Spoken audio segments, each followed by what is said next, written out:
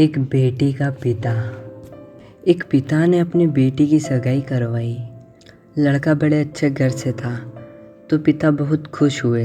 लड़के और लड़की के माता पिता का स्वभाव भी बड़ा अच्छा था तो पिता के सर पर से बड़ा बोझ उतर गया था।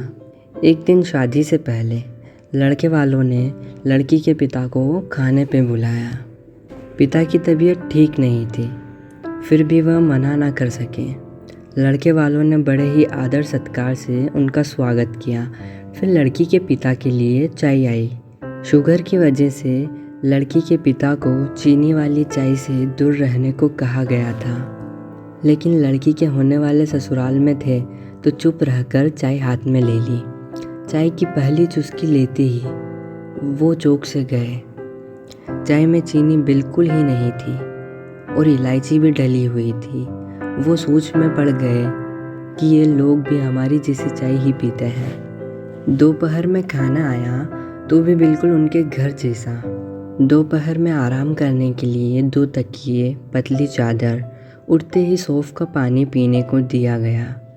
वहाँ से विदा लेते समय उनसे रहा नहीं गया तो पूछ बैठे, मुझे क्या खाना है, क्या पीना है, मेरी सेहत के लिए क्या अच्छा है, यह आपको कैसे पता?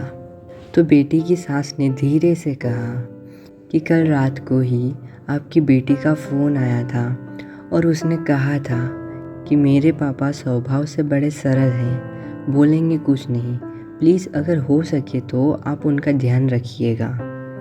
पिता की आंखों में वही पानी आ गया था। लड़की के पिता जब अपने घर पहुँचे तो घर के हॉल में लगी अपनी स्वर्गवासी माँ के फ़ोटो से हार निकाल लिया।